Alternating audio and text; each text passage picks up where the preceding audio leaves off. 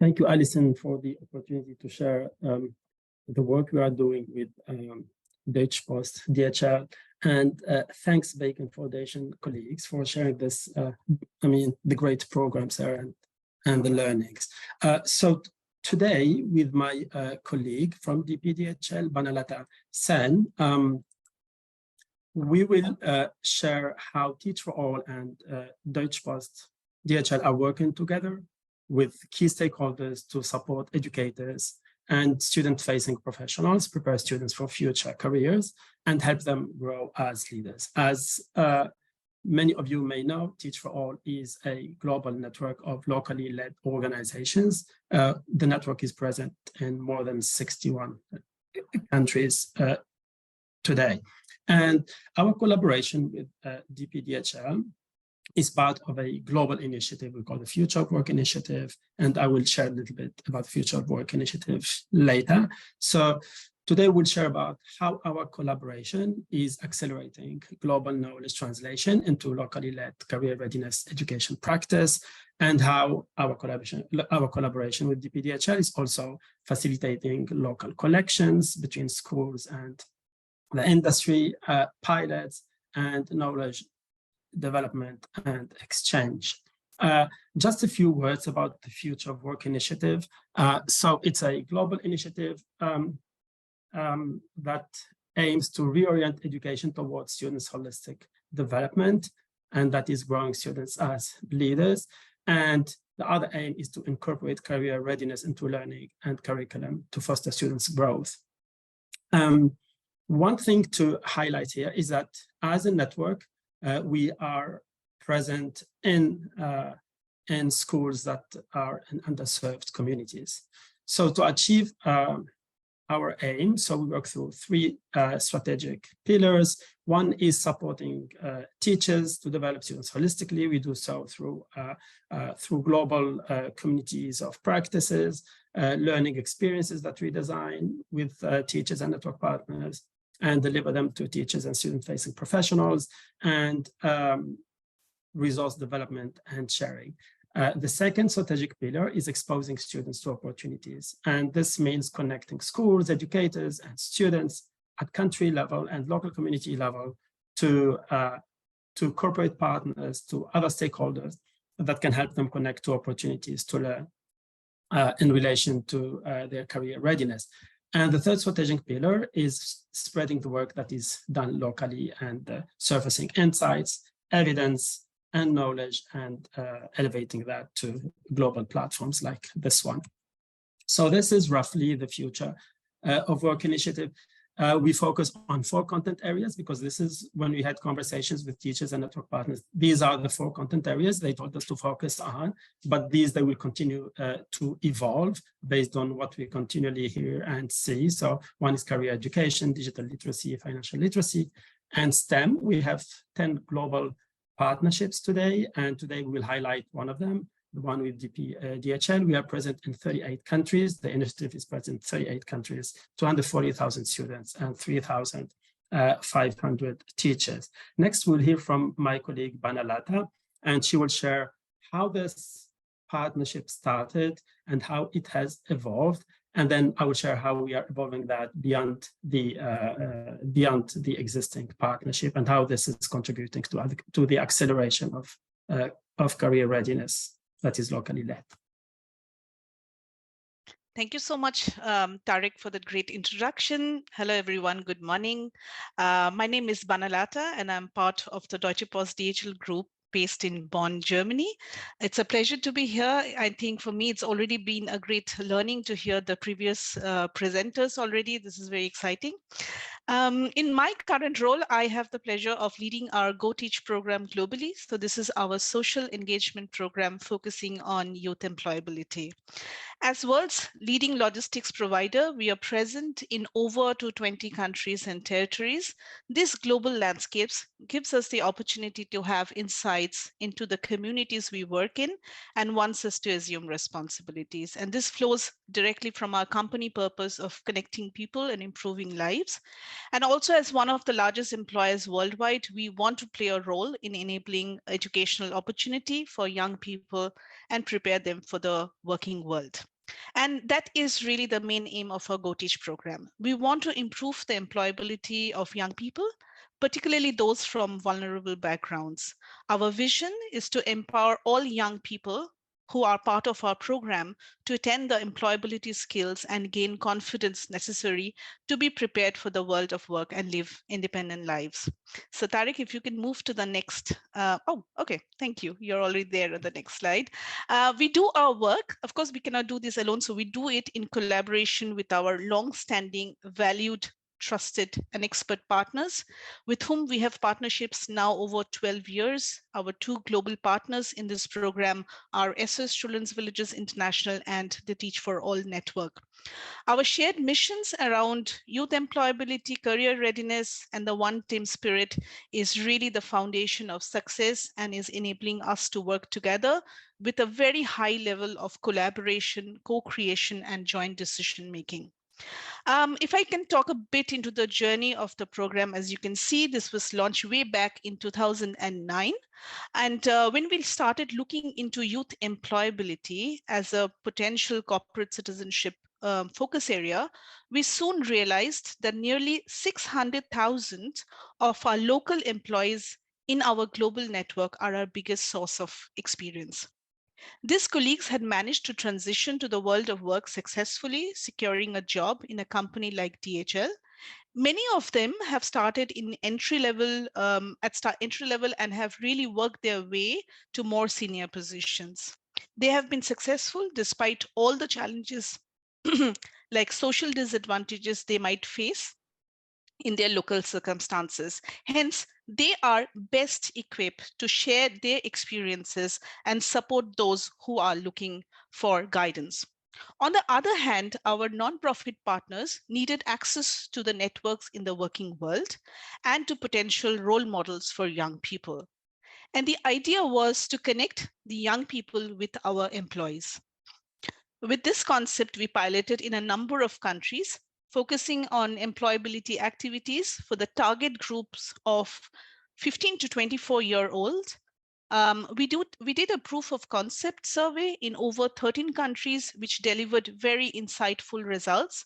Most young people left Go Teach more confident and even more optimistic about this future. With the successful proof of concept in the second phase, we scaled our programs. As you can see, currently, we are in over 65 countries across 79 partnership countries with our two partners. And you can see on the right, this is our current outreach in our Teach for All partnership. So we are in 25 countries across regions currently, and this is still growing. If you can move to the next slide. So over the years, not only have we increased our outreach, we have been able to reach out to thousands of young people and engaging hundreds of employees. As an example, you can see last year in our Teach for All partnership, we have been able to reach to over 5,000 K-12 students in 23 countries, engaging about as you can see, 237 partnership activities. Over 800 volunteers spent 8,000 plus hours to enable this. Thus, volunteering is at the core of what we offer in our Go Teach program. Also, depending on the needs of the students or youth, these interventions can be very varied. So that is really at the core of what we do. And some of this, for examples, for students includes site visits, career workshops, mentoring for students, and also for teachers. If we can go to the next slide, we are regularly evaluating how meaningful our interventions are for the young people and the volunteers who participate in the program. We do it by way of surveys and evaluation. This year, we just completed an evaluation of our Teach for All partnership to explore and learn how students experience and benefit from the GoTeach activities. Over 578 students from Asia, Latin America, and Europe responded, and the key callouts are presented here. I will not be able to go through the details with the paucity of time. This is available for you to have a look later on, but maybe, I just want to call out what are some of the key things that the students are saying. One, they're saying that multiple day intense camp style activities stand out. Secondly, activities where volunteers share their own personal experience on how to achieve professional and personal success that matters, which means personalized, authentic sharing is powerful.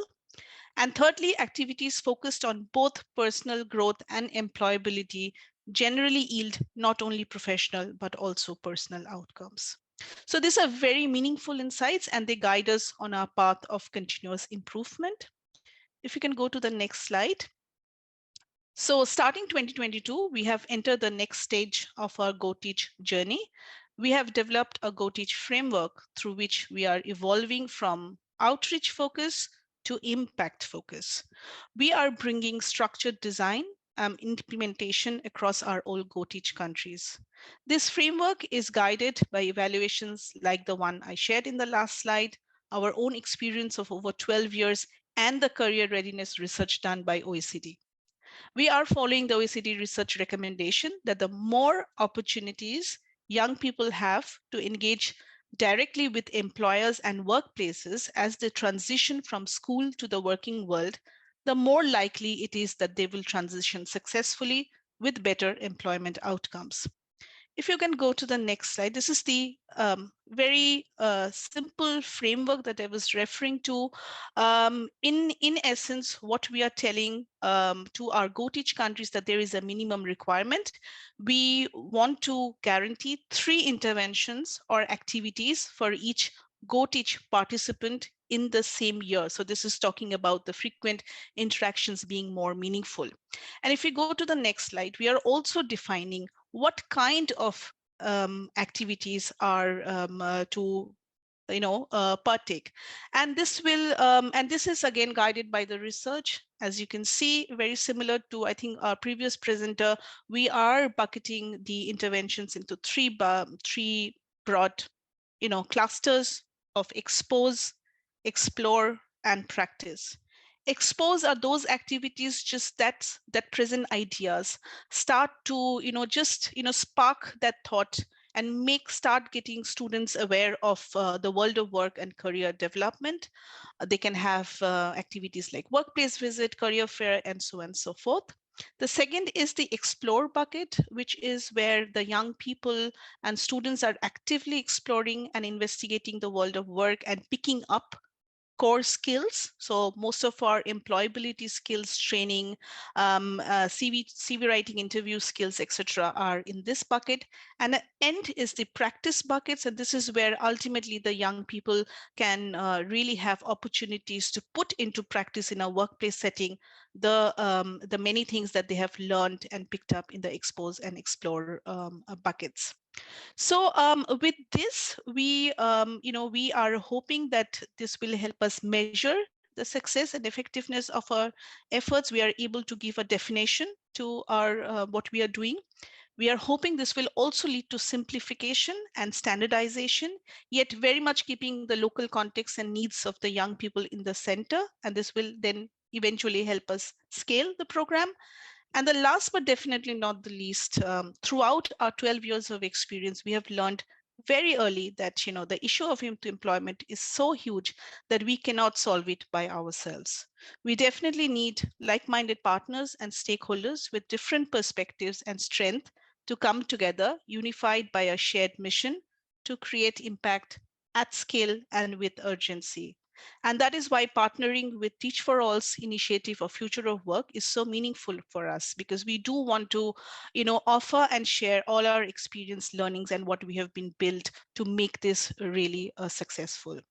Thank you for that. Thank you for listening to me. And with that, I hand it back to Tarek to share how Teach for All is incorporating this in their career readiness framework. Over to you, Tarek. Thank you. Thank you very much, Bono. So what we are doing while continuing to scale the application of the framework that Bono shared earlier within the GoTeach program. At the same time, we had these conversations with teachers and with network partners, and this learning questions has emerged here. How are we supporting students so they are prepared to thrive in a rapidly evolving economy and shape a better future for all of us?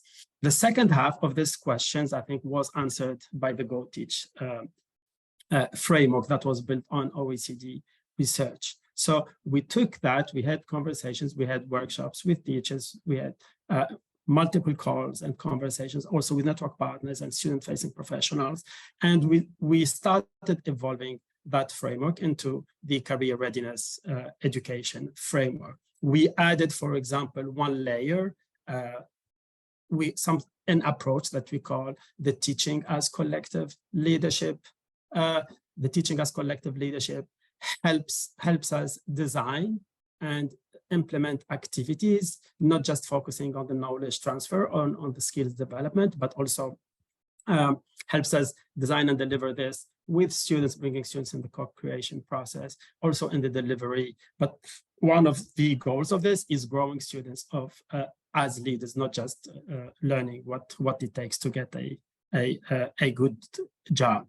And then, so what we have done there, we started earlier this year, socializing this framework through learning experiences, through our communities of practices. And now teachers and student-facing professionals, they started contextualizing the framework and piloting at school level. What is very, very interesting is when we started sharing this framework with other corporate partners, they really find it very, very useful because it helps frame their conversations with other network partners. We have seen that there's appetite for this framework both from corporate partners, but also from teachers, but also from school leaders and student-facing professionals. So at the same time, so while continuing to pilot the activities, now we are in the phase where activities are being implemented, and we are at the same time collecting some feedback from those who have initially been exposed to the framework or are using it. And we continue to evolve that framework based on what we hear. We are adding, for example, examples to the frameworks so that other teachers or student-facing professionals can learn from, or they can be inspired by. And these examples, we tell them, for example, this is what Enseña por Colombia is doing. So they can look at the example and they can reach out to Enseña por Colombia to learn from, etc. And then what we'll be doing over the next many months, we will bringing them into spaces to reflect, to share what they have learned, and capture insights from what has been implemented. This is the framework. I will share later after our conversation a link. So this is high level, the framework. It is on a Google Doc for now, and it is available to be accessed by anyone. So we will share the link after this call so you can access it. What we have seen as enablers for socializing this framework and having teachers and local student-facing professionals and school leaders using it is the communities of practices and the learning experiences and the knowledge resource. So this we have seen that has kind of accelerated the utilization of the frameworks and therefore the translation of global research into school level practice. We are seeing also these partnerships, global and local partnerships, like the ones I mentioned earlier in my presentation, or the one we have with DPDHL, connecting local schools, educators with local industry, accessing industry knowledge and resources is also very helpful. And in some other cases, we have this one-to-one support. Sometimes we jump on a call or we connect to educators or to network partners so they can brainstorm, thought partner, and see how to support each other. What we have been learning so far, so we have this survey that teachers and student-facing professionals who have been using this framework have been providing feedback. They are telling us that it is helping them bridge gaps between the key stakeholders. Sometimes we know that we have a corporate volunteer that is talking to an educator, coming into the space sometimes with different ways of communicating or sometimes with different agendas. So the framework kind of provide a focus they can work on, and that can bridge sometimes, gaps that by nature exist because of different sectors. It also, we are hearing that it provides a structured framework, and especially an actionable approach that helps educators and school leaders and corporate partners think about what activity to do and for what purpose. Third thing we have heard a lot is that it helps bring in front of students this collective knowledge from educators, from employees, from research, bringing all these knowledge, global and local, into, in front of people who are working with students. One thing we also have heard that we haven't started doing yet is they asked us for case studies, impact assessment, and stories for different reasons. So actually, over the next few months, we will start populating that framework with some of these resources, not yet maybe the impact assessment, but stories and case studies. So this is what we'll be doing over the next few months. We'll continue to evolve the framework based on what we are hearing, but especially as you have seen earlier, or you will see when Bono was presenting, or you will see when I will share the link to the framework, that it is an activity-based framework. So we will Tarek, just a 1 minute warning so we can get to questions. I will be done in 1 minute. So we are evolving it into a student outcome-based. We will make the activities age-specific, and we'll incorporate much more examples. And we will continue to facilitate the collaboration between schools and other stakeholders, including corporate partners. And also we will support pilots and assessments and knowledge sharing. So thank you for listening.